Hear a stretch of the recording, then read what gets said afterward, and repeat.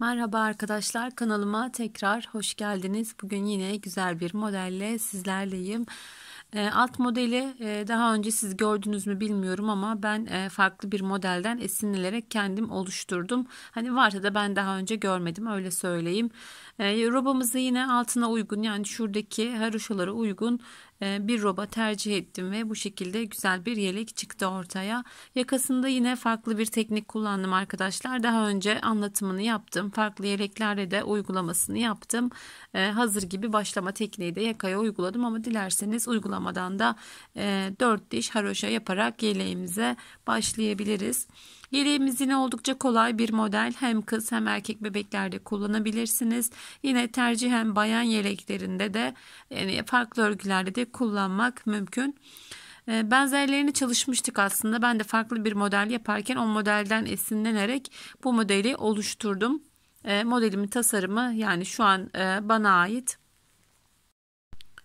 Merhaba arkadaşlar, kanalıma tekrar hoş geldiniz. Yine güzel bir yelek anlatımıyla birlikteyiz. Yeleğimizin alt modelini ben kendim oluşturdum, öyle söyleyeyim. Hani daha önce varsa da bir yerden bakarak yapmadım. Farklı bir model yaparken şu şekilde de yapabiliriz diye daha önce yaptığım modellerden esinlenerek böyle güzel bir model yaptım.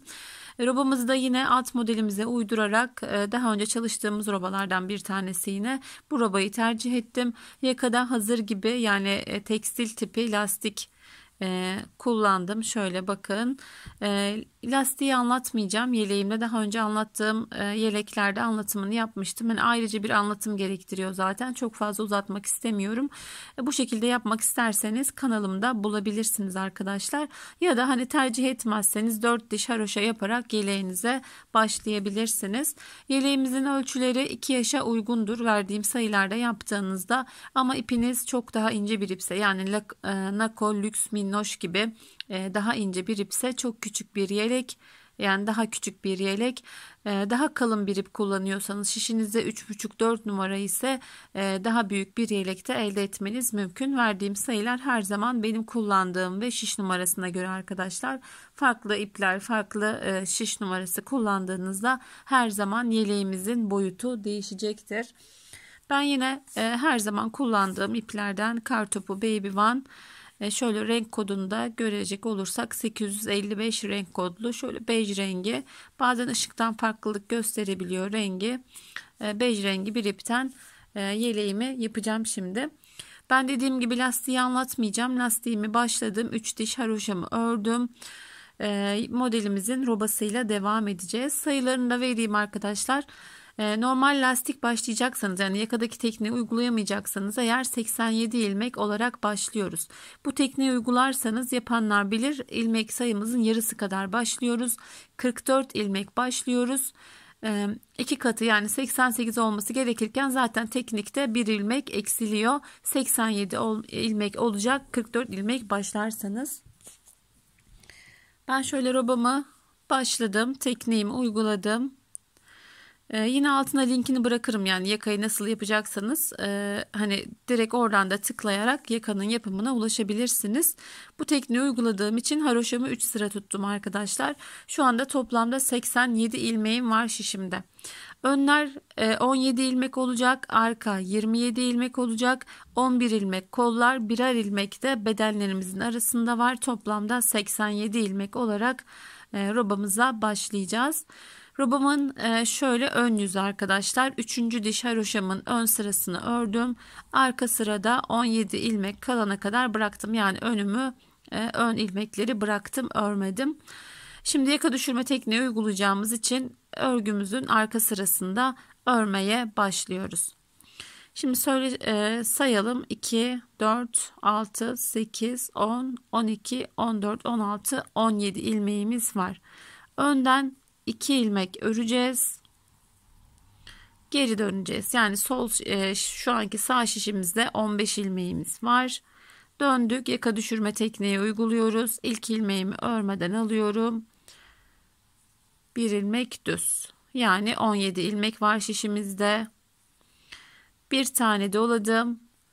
Bir ilmek haroşamı ördüm. Yani ben haroşamı ters ördüğüm için ters örüyorum. Kolda 11 ilmeğimiz vardı. Artırıyoruz. 11 ilmek örüyoruz. 1, 2, 3, 4, 5, 6, 7, 8, 9, 10 ve 11. Bir tane doladım. Bir ters ördüm. Yine bir tane doluyorum. Bakın artırmamı yaptım. Tersim 27 ilmek örüyoruz arkadaşlar. 1, 2, 3, 4, 5, 6, 7, 8, 9, 10, 11, 12, 13, 14, 15, 16, 17, 18, 19, 20,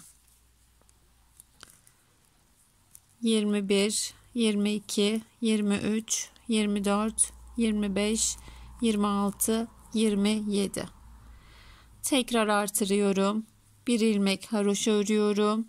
Yani ters örüyoruz.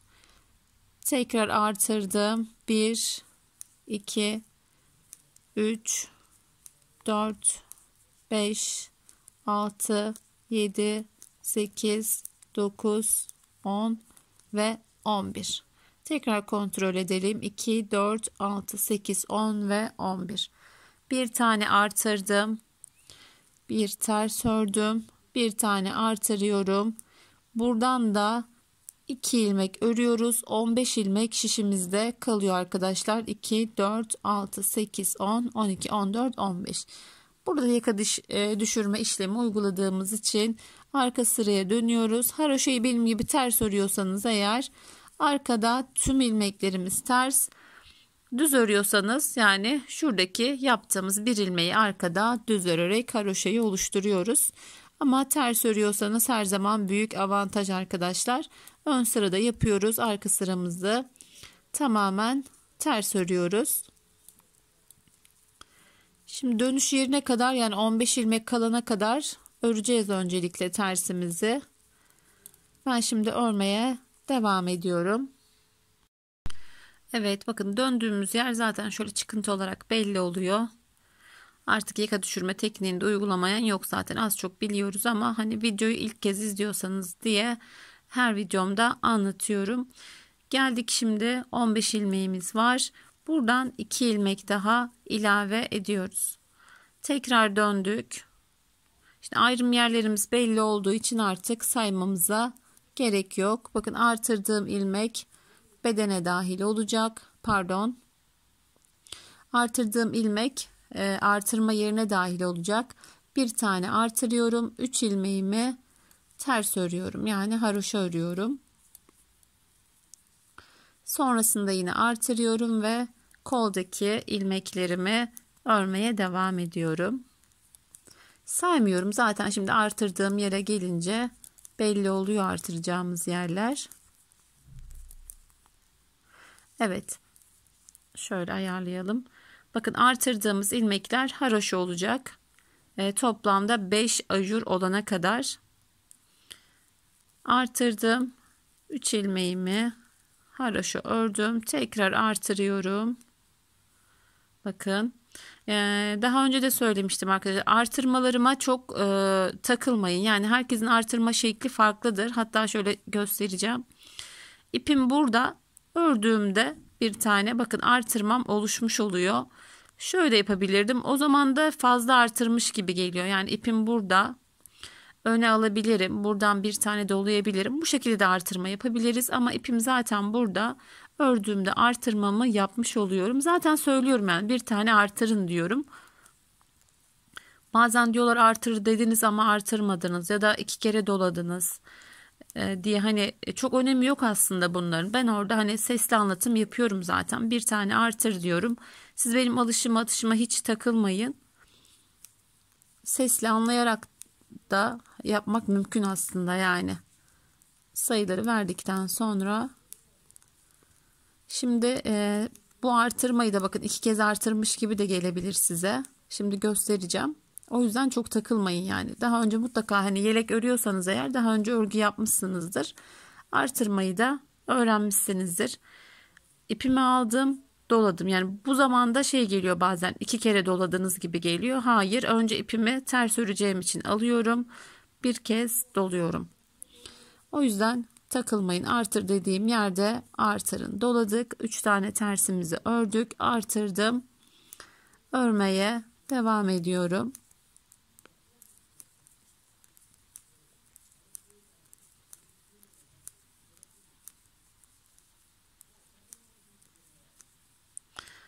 Evet, aldım. Şöyle bir kez artırdım.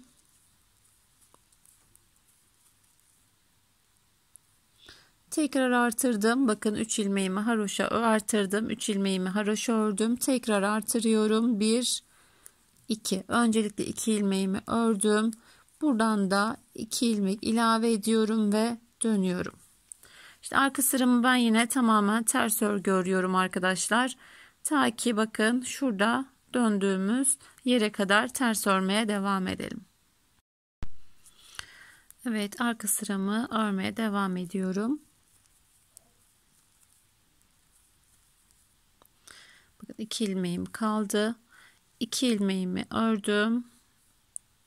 Şöyle tekrar ördüreyim. Yine buradan 2 ilmek ilave ediyoruz. Bu işlemi burada 7 ilmek kalana kadar uyguluyoruz arkadaşlar. Döndüm, yine saymama gerek yok.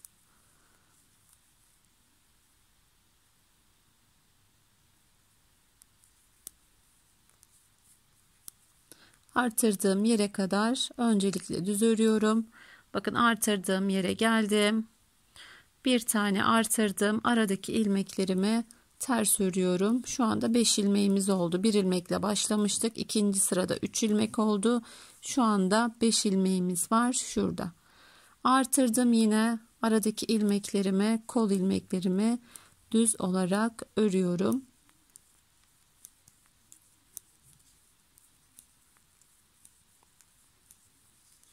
Yine geldik artırdığımız noktaya.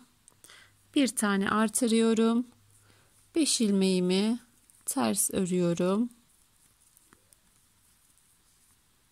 Yine artırdım.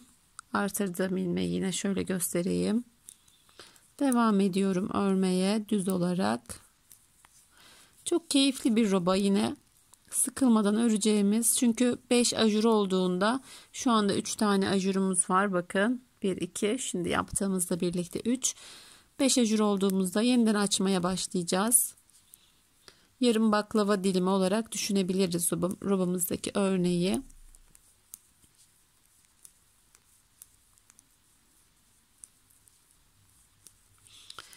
Şunu şöyle bakarken ben de aklıma geldi. Buraya sade bir artırma tekniği uygulayıp kolumuzun tam ortasına da bu deseni yapmak mümkün arkadaşlar.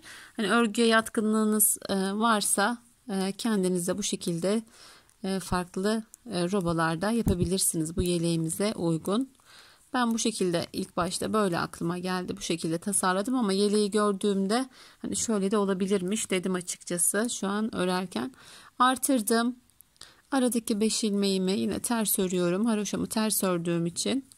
Düz örenler düz örüp arkada tekrar düz örerek yapabilirler. Artırdım. Düz örmeye devam ediyorum. Kolay bir robe ve daha önce anlatmıştım arkadaşlar. O yüzden biraz hızlı anlatıyorum robayı. Yaka düşürme tekniği bitene kadar anlatacağım. Artırdım. Aradaki ilmeklerimi ters örüyorum. Tekrar artırıyorum. Şöyle öncelikle dönüş yaptığım yere kadar, sonrasında 2 ilmek daha ilave ediyorum ve geri dönüyorum. Tekrar yine döndüğümüz yere kadar arka sıramızı ters örmeye devam edelim. Evet, burada şu anda 2 4 6 8 10 11 ilmeğimiz var arkadaşlar. 2 kez dönüş yaptık. 15 ilmeğimiz vardı. Şöyle 2 ilmek daha ilave ediyorum. 9 ilmeğimiz kaldı. Bir sonraki sırada artık yaka düşürme işlemi tamamlanacak. Örmeye devam ediyoruz. Döndük. İlk ilmeğimizi örmeden aldım. Devam ediyorum. Artırma stilini anladık zaten. Bakın şu anda toplamda 3 ajurumuz oldu. Doladım, yine arada 7 ilmeğimi haroşa olarak örüyorum.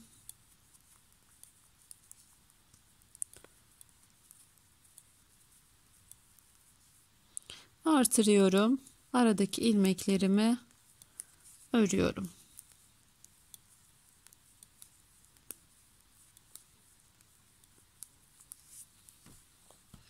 Az çok anladınız zaten robanın nasıl yapıldığını. Sayılarını ayarladıktan sonrası çok daha kolay arkadaşlar. Artırma yerine geldim.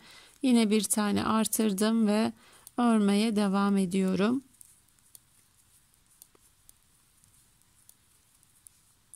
Tekrar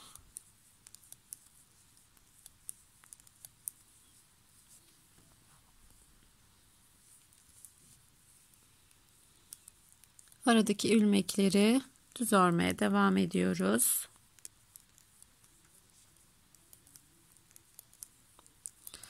Anlatımım hızlı gelirse arkadaşlar, YouTube'da izlerken yavaş modda izlemek mümkün. Yani istediğiniz kadar şöyle izleyebilirsiniz mesela.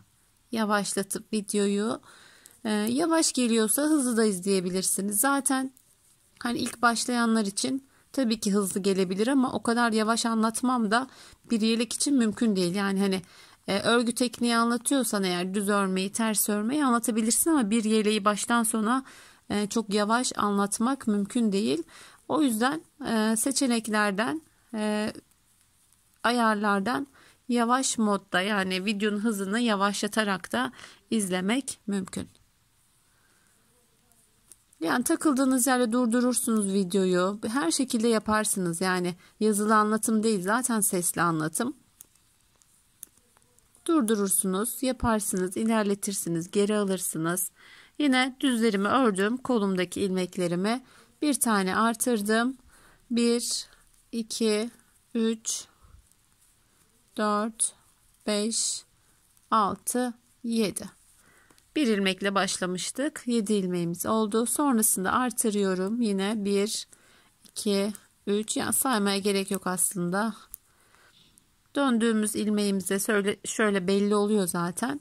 Döndüğümüz ilmeğimize geldiğimizde sol şişimizden 2 ilmek daha ilave ediyoruz. Burada da şu an 9 ilmeğimiz var. Artık bu sırada son dönüşümüzü yapacağız arkadaşlar. Arka sıramızı örmeye devam edelim. Evet, şöyle şu an son dönüşümüzü yapacağımız sıramıza geldik. Şunu da söyleyeyim arkadaşlar, ilk ileğimizi açmadık henüz. 3 diş 4 diş haroşamızı yaptıktan sonra ilk ileğimizi açıyoruz. Sonrasında bu yelek için ben 16 sırada açtım. Şöyle dönüşümüzü yapalım. 2 ilmeğimi ilave ettim. 2, 4, 6, 7. Artık kenar patımız kaldı. Dönme işlemi yapmayacağız. Şöyle ilk içinde söyleyeyim. Şöyle tam ucuna geldi arkadaşlar. 15 sırada yapsanız da olur, 16 sırada yapsanız da bakın şöyle ucuna gelir. 15 sırada yaparsanız da şöyle modelimizin hani haroşaya geçmeden 1-2 sıra yukarısına denk gelir. Ben de dediğim gibi henüz açmadım.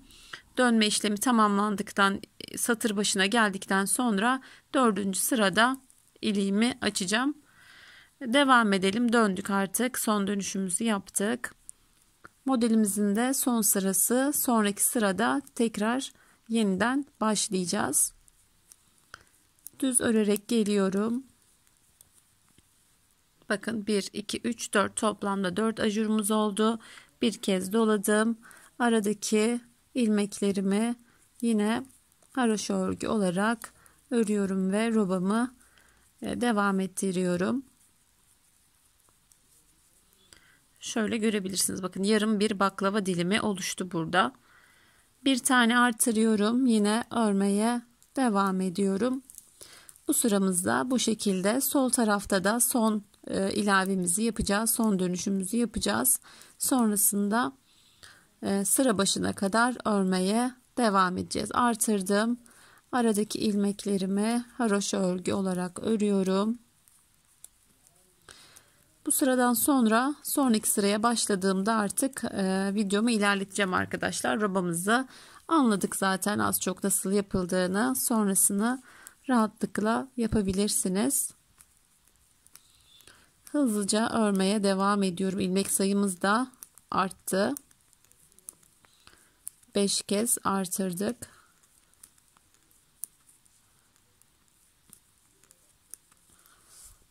Toplamda yani 5, 10, 15, 20, 25, 30, 35, 40 yani toplamda 40 ilmek arttı şu an robamızda.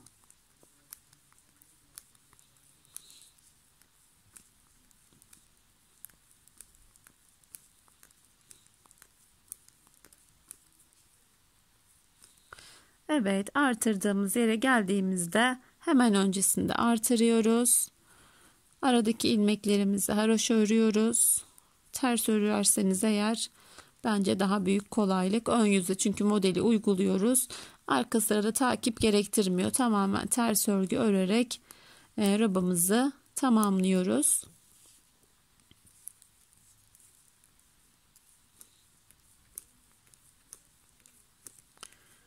Örmeye devam ediyorum. Düz örgü olarak artırdım.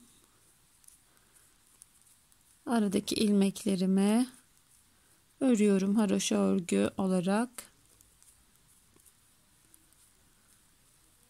Sonrasında yine artırdım ve düz ilmeklerimi örüyorum.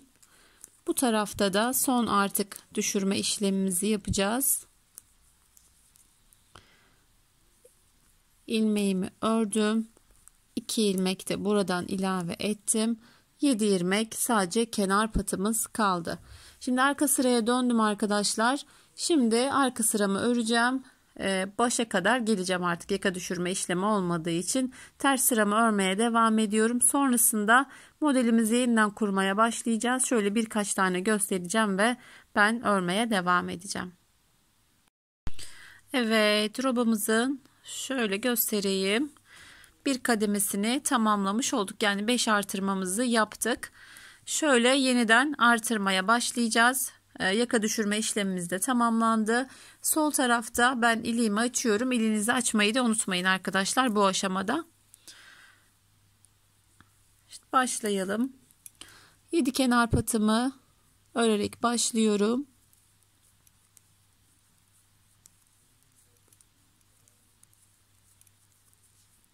2, 4, 6, 7. Şöyle yakamızın oyuntusunu da göstereyim. Bakın oldukça güzel yuvarlak bir yaka oluştu. 7 kenar patımı ördüm. Yine öncelikle artırdığım ilmeğe kadar geliyorum.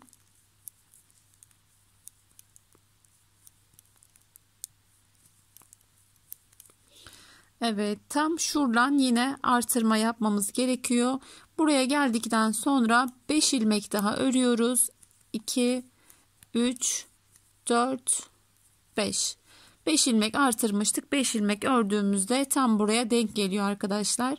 Bir tane doladım. Bir tane artırdım. Yine bir tane doluyorum. 1, 2, 3, 4, 5. 5 ilmek artırmıştık. Zaten burada 11 ilmeğimiz var. Tam ortasından yeniden başlıyoruz. Devam ediyorum örmeye kolumdaki ilmekleri. Saymamıza gerek yok. Yine artırma yerine kadar geleceğiz öncelikle.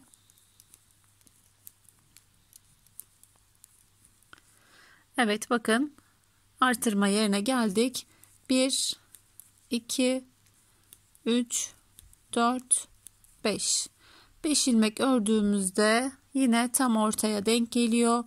Artırıyoruz. Bir tane ters yine artırıyoruz. Düz örerek ilerliyoruz.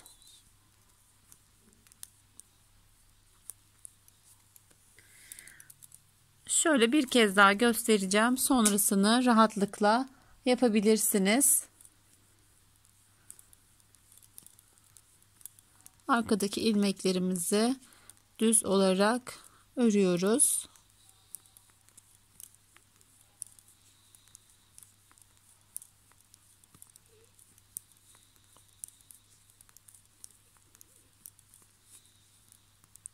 İlmek sayımız arttıkça biraz daha tabi satır başına gelmek biraz daha uzun zaman alıyor. Evet, artırdığım yere geldim. Son kez gösteriyorum. 1 2 3 4 5, yani haroşalar düz ilmeğe dönüyor. Artırıyoruz. Bir ilmek ters. Yine düz örmeye devam ediyoruz bir sonraki artırma noktasına kadar.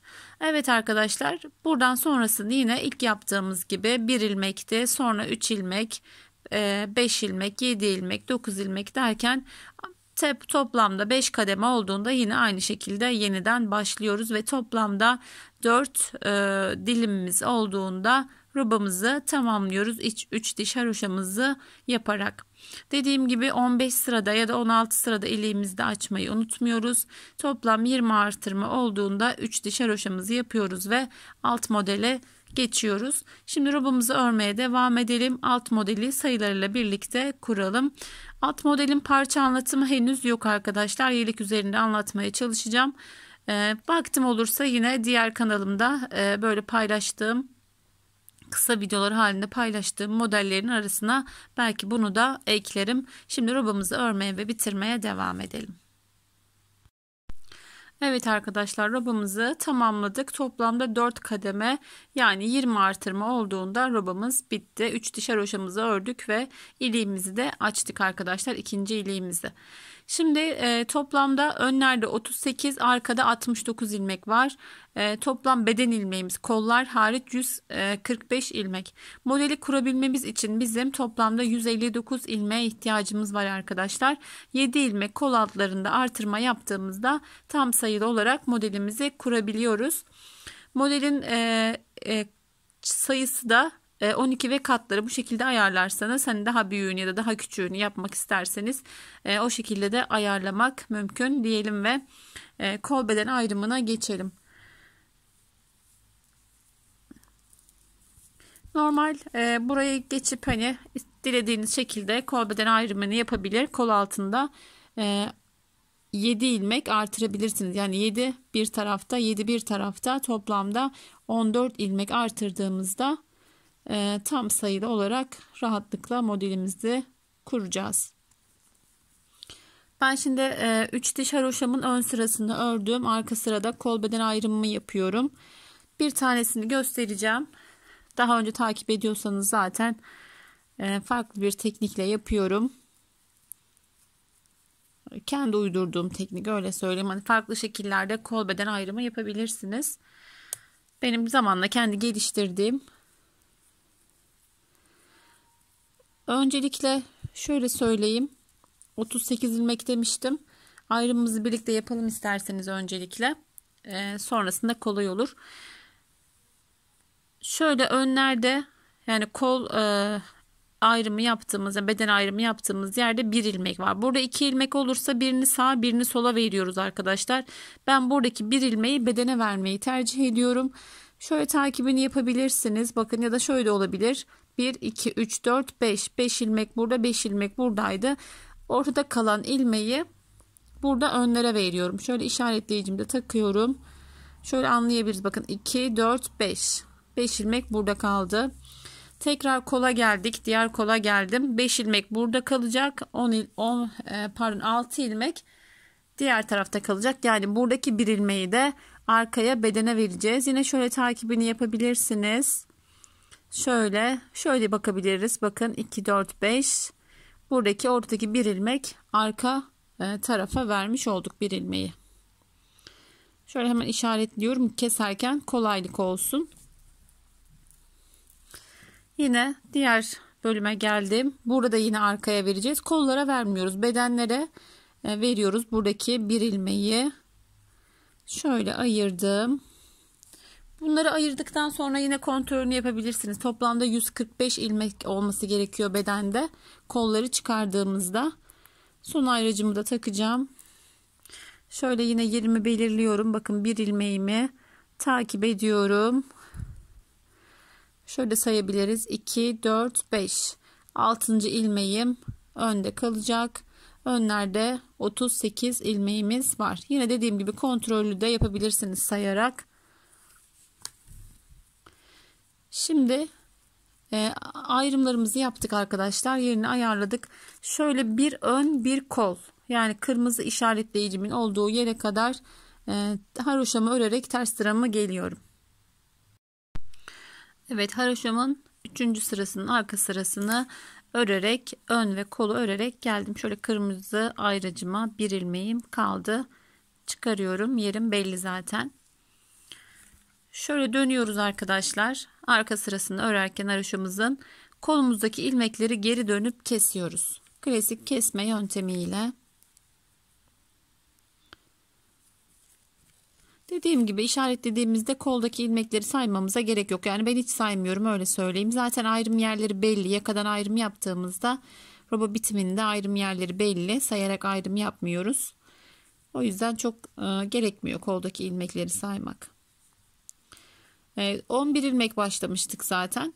Şöyle düşünebiliriz. Yani 11 ilmek başlamışız. 20 buradan 20 buradan arttı. Kolumuz şu an 51 ilmek. Kolaylıkla hani bu şekilde hesaplayabiliriz ama dediğim gibi bizim ihtiyacımız yok koldaki ilmek sayısına. Önemli olan bedendeki ilmek sayısını tespit edip modelimiz kaç ilmekse kol altından gerekli ilmekleri artırıp bedendeki modeli tam sayılı olarak kurabilmek. Hani bir iki sayı üzerinden kurulan modeller çok rahat kuruluyor. Yani 2 ilmekten oluşan bir modeli her şekilde ayarlayabilirsiniz ama böyle 10, 12, 8 ilmek gibi olan modellerde ayarlamak zor oluyor. Yani ilmeğinizi eksik çıkabiliyor ya fazla çıkabiliyor. O yüzden biz de bu videoları çekiyoruz zaten. Tam sayılı olarak ayarlıyoruz. Sizler de rahatlıkla uygulayabiliyorsunuz. Yani çok örgüye yatkınsa eliniz bunu hani model içinde ara artırmaları yaparak da dengeleyebilirsiniz ama modelin kurdunuz son öne geldiniz 5 ilmek eksik, yani buradan 5 ilmek artırdığınızda öndeki örnekler de yani biri dar biri 5 ilmek fazla oluyor. Yani tam sayı olarak kuruyorsunuz ama o yüzden her zaman başında sayıyı ayarlamak çok daha iyi oluyor ve çok daha güzel örgüler çıkıyor ortaya. Ben şimdi kolumu kesmeye devam ediyorum arkadaşlar. Yeşil ayracıma kadar. Evet, şöyle 4 ilmeğimiz kaldı. Bakın 1, 2, 3, 4. 4 ilmek keseceğiz. 1, 2, 3. Şurada şişte kalan ilmeğimizi de keseceğiz. Bunu bıraktığımızda fazla ilmek çıkıyor arkadaşlar. Bunu da kestiğimizde tam sayılı olarak kesimimizi tamamlıyoruz. Yine kol kesimini bakın oldukça esnek bir kesim yapıyoruz. Çok gerdirmiyoruz. Çok bol da kesmiyoruz. Bol kestiğimizde de şurada ilmek çıkıntıları oluyor. Bu şekilde kesebilirsiniz. Şimdi geri döndüm. Kesme işlemini yaptım. 7 ilmek kol altında artırıyorum. 1, 2, 3, 4, 5, 6, 7. Şöyle dönüp kestiğim yerde bakın birleştirdiğimde şöyle bir çıkıntı oluşacak. Bunun da oluşmaması için şöyle ilk kestiğim ilmeğimi 2 kat olarak takıyorum ve üçünü birlikte ördürdüğümde kol altı daha sağlam, daha muntazam oluyor ve güzel bir görüntü oluyor arkadaşlar. Her yaptığım yelekte bu şekilde kol kesimini gösteriyorum zaten. Yeni izleyenler olursa diye de mutlaka bir kol kesimini birlikte yapıyoruz. Şuradaki ilmeği taktığım için burası biraz zor olabilir. Şöyle esnetip zorluklarla ilk ilmeğimizi ördüreceğiz. Biraz dediğim gibi zor oluyor gerçekten. Ama yaptığımızda şimdi dönüp göstereceğim. Güzel bir kol birleştirmesi oluyor. Birleştirdik kolumuzu. Şöyle 2 ilmekte örüyorum. Geri döndüm tekrar. Şöyle görebilirsiniz. Kolumuzu birleştirdik, artırdık. Geri döndüm. Artırdığım ilmeklerimi öreceğim.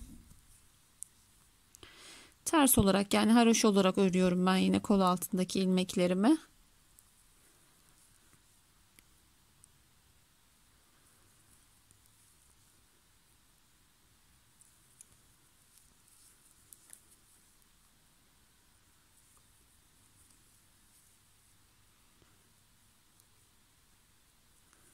Son 2 ilmeğim, son artırdığım ilmeğimi de örüyorum.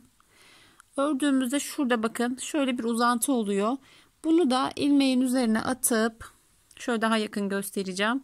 Hani burada bir boşluk oluşmasını istemiyoruz. İlmeğin üzerine atıyorum. Bunu da ikisini birlikte ördüğümüzde her iki kol altı da daha sağlam ve daha düzgün birleşmiş oluyor. Şöyle yine buradan da 2 ilmek ilave ettim. Şöyle görebilirsiniz. Bakın kol altı, her iki kol altında da ilmek uzamaları meydana gelmiyor. Normal şimdi örgümüze devam ediyoruz. Burası birçoğuna karışık gelebilir ama zaten birlikte yapıyoruz arkadaşlar. Yani hızlıca anlatıp geçmiyorum. Bir kez yaptığınızda çok daha güzel olacak kol altı kesimleri bu şekilde. Çünkü bir sonraki sırada model kuracağız. Kol altının zemini de bu şekilde hazırlanmış oluyor kuracağımız modele. Şöyle bir yine de özetleyeceğim ben size. Ters örerek haroşama artık gidiyorum. Diğer bir kol kesimine kadar. Şöyle birkaç ilmek daha öreyim. Evet, kol kesimini nasıl yapıyoruz arkadaşlar? Haroşamızın ön sırasını örüyoruz. Arka sırada bir ön bir kol örüyoruz. Geri dönüyoruz. Kol kesimini yapıyoruz. Tekrar geri dönüyoruz. Kol altında artırmamızı yapıyoruz ve birleştiriyoruz. Son kez geri dönüyoruz. Artırdığımız ilmeklerimizi örüyoruz. 1-2 ilmek de ilave ediyoruz.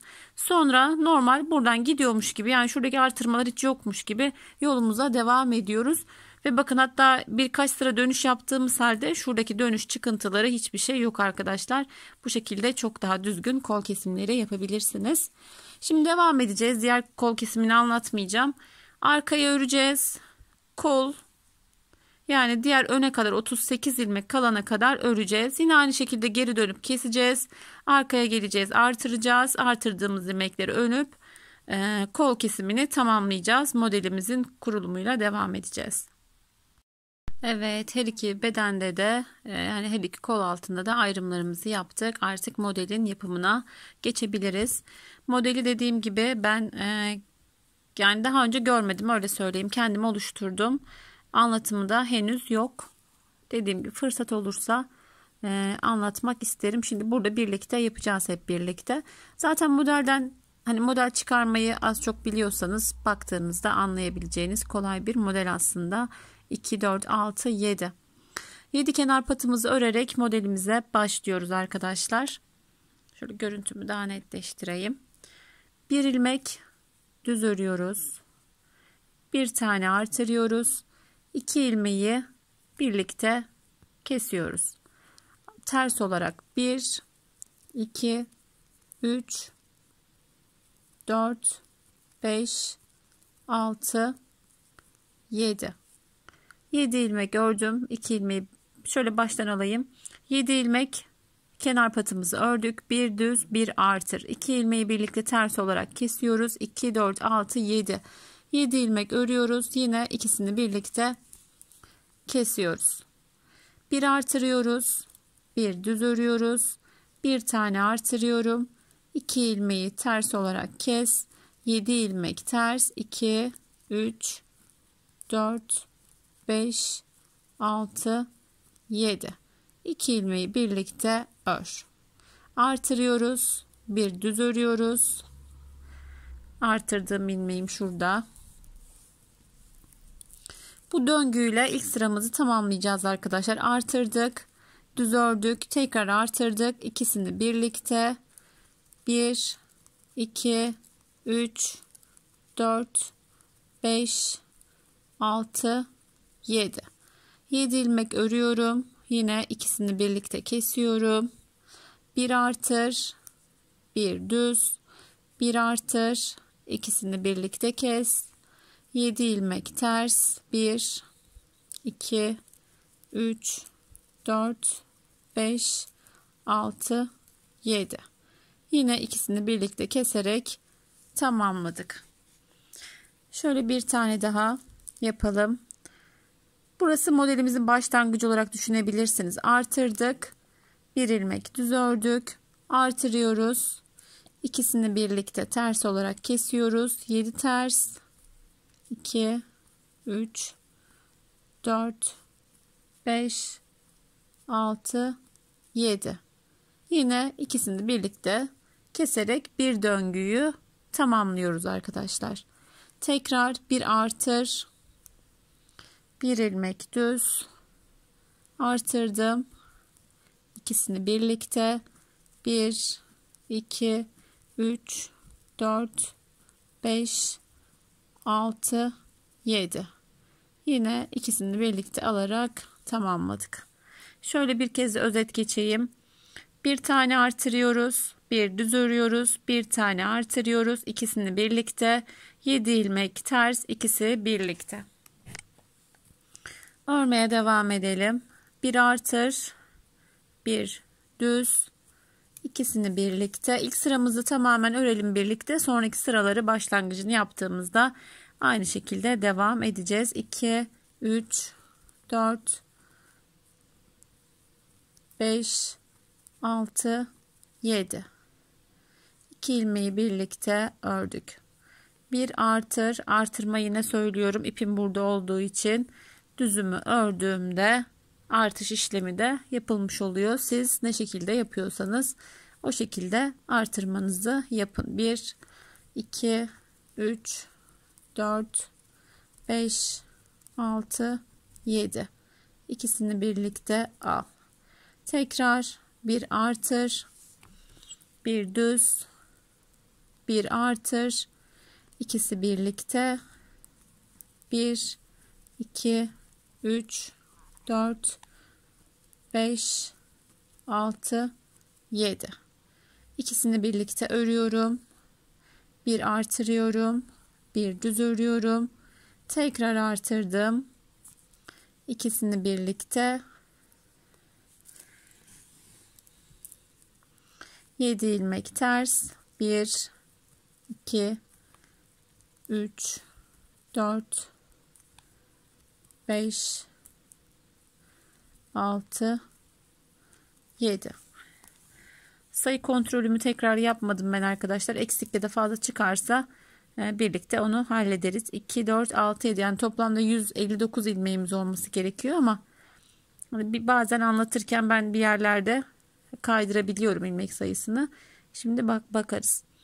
Bir artırdım, bir düz ördüm. Tekrar artırdım. İkisini birlikte 1, 2, 3, 4, 5, 6, 7. 7 ilmeğimi ördüm. Şöyle ipimi alayım. 7 ilmeğimi ördüm. İkisini birlikte alıyorum. Son örneğimiz artık. Bir artırdım, bir düz ördüm, bir artırdım. İkisini birlikte 1, 2, 3, 4, 5, 6, 7. 2 ilmeğimi birlikte örüyorum. Bir artırıyorum, bir düz örüyorum ve sıramı tamamlıyorum. Bakın tam sayılı olduğu için 2, 4, 6, 7 kenar patımız kaldı. Ben bazen dediğim gibi hani kol altında keserken ilmek kaydırabiliyorum. Bazen eksik ya da fazla ilmek çıkabilir. Ama siz verdiğim şekilde yaptığınızda bir problem olmayacaktır. 159 ilmek üzerinden modelimizi kurduk. Bundan sonrası çok daha kolay oluyor. Zaten model sayılarımız ayarlı oluyor. Modelin de ajurlardan hani şekli belli olmaya başlıyor. Sonraki sıralar çok daha kolay olacak arkadaşlar. Arka sıramızı tamamen ters örgü öreceğiz. Ben haroşalarımı da ters ördüğüm için tamamen ters örüyorum ve ikinci sıramızla devam edeceğiz. Evet, modelimizin dediğim gibi yerleri belli oldu. İkinci sıramızla devam ediyoruz. Bundan sonraki sıralarımı sıra sonuna kadar anlatmayacağım. Zaten aynı ilerliyor. Yani sıra sonuna kadar şöyle 2-3 model yaptıktan sonra bir sonraki sıraya geçeceğiz. 2, 4, 6, 7 görüntüm sanırım çok yakın. Şöyle biraz uzaklaştıracağım. 7 kenar patımızı ördük. Bir düz ilmeğimizle başlamıştık. Artırdığımız ilmeklerimiz düz ördüğümüz ilmeklere ilave olacak. Yani 2 düz örüyoruz. Artırdım. Yine 2 ilmeği kesiyorum ama bu kez arada 5 ilmeğimiz var. 1, 2, 3, 4, 5. Bakın 2 ilmek var. Yine sonda 2 ilmeğimi kesiyorum. Artırıyorum. Burada bir ilmek düzüm vardı. Kenarda 2 ilmek oldu. Yarım örnek olduğu için arada 3 ilmek. 3 ilmeğimi ördüm. Tekrar artırdım. Yine 2 ilmeği kesiyorum. Ters olarak arada 5 ilmeğim ters.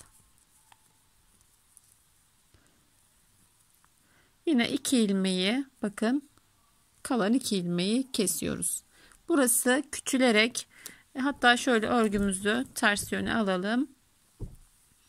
Buradaki baklavalar küçülerek, düz ilmekler de büyüyerek yani genişleyerek devam ediyor. Bu şekilde hani modelde daha net anlayabilirsiniz. Kestim. Aradaki 3 ilmeğim düz. Artırdım. 2 ilmeği birlikte örüyorum. 1 2 3 4 5. 5 ilmek ters. Kalan 2 ilmeği de ters örüyoruz. Artırıyoruz burada. 3 ilmeğim düz. Son kez yapalım. Artırıyoruz. 2 ilmek ters.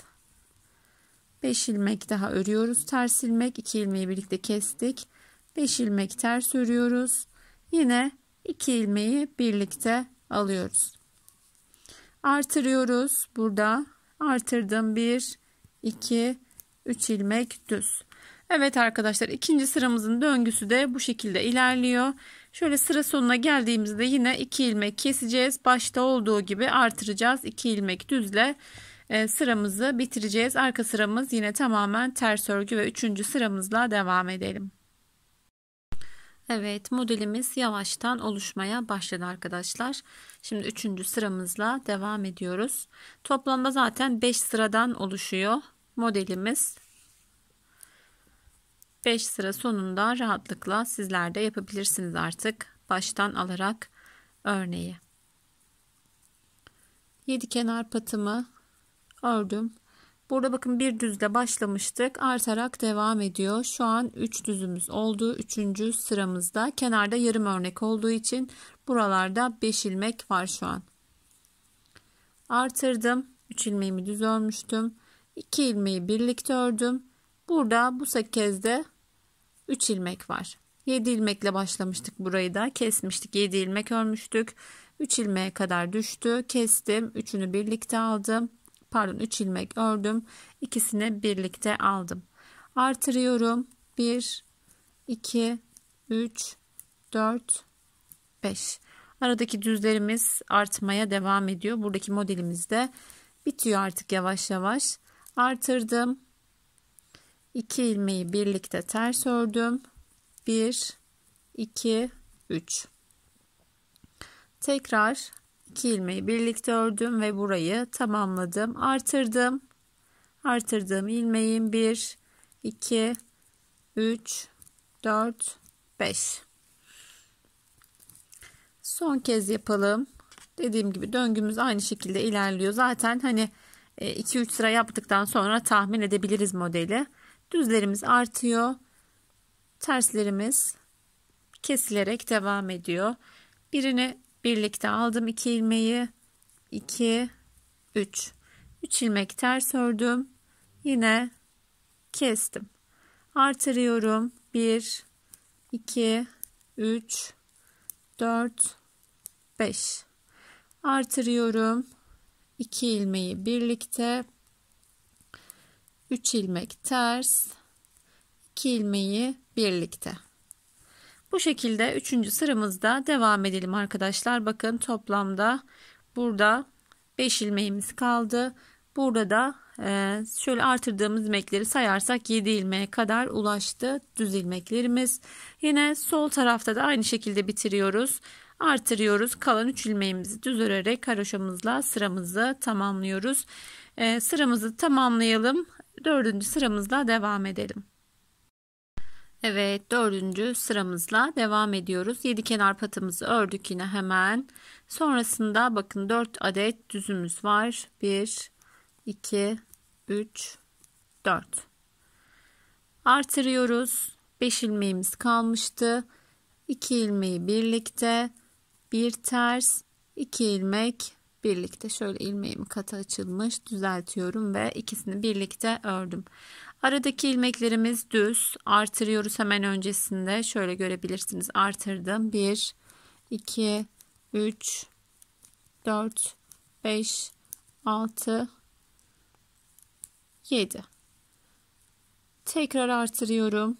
Öncelikle ikisini birlikte, sonra bir tek, yine ikisini birlikte aldım ve bakın burada 3 ilmeğimiz kaldı.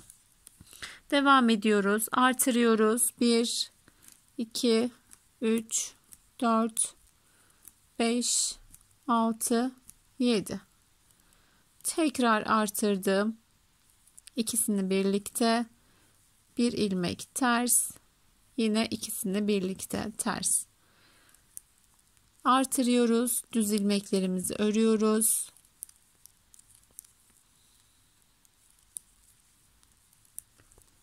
Tekrar artırdım. İkisi birlikte, bir ters, ikisi birlikte. Dördüncü sıramızda bu şekilde ilerliyor arkadaşlar. Bir sonraki sıramızda 5. sıramızı yapacağız ve modelimiz tamamlanacak. Yine şöyle göstereyim. Sol tarafta da aynı şekilde şöyle ikisini birlikte, birini tek, ikisini birlikte alacağız. Artırıp 4 ilmeğimizi örüp burada sıramızı tamamlayacağız. Devam edelim ve 5. sıramızla ilerleyelim. Evet, 5. ve son sıramızla devam ediyoruz. Modelimiz oluştu artık. Yine 7 kenar patımızı örerek başlıyoruz. Evet, bakın 5. sırada kenarlarda 5 düz ilmeğimiz var. Yarım örneğimiz olduğu için. Aralarda ise şu an 9 ilmeğimiz var. 5 ilmeğimi ördüm. Bir tane artırdım. Artık kalan son 3 ilmeği birlikte kesiyorum. 3 ilmeğimi kestim. Artırdım. Aradaki ilmeklerimi düz olarak örüyorum. Burada dediğim gibi 9 ilmek var arada.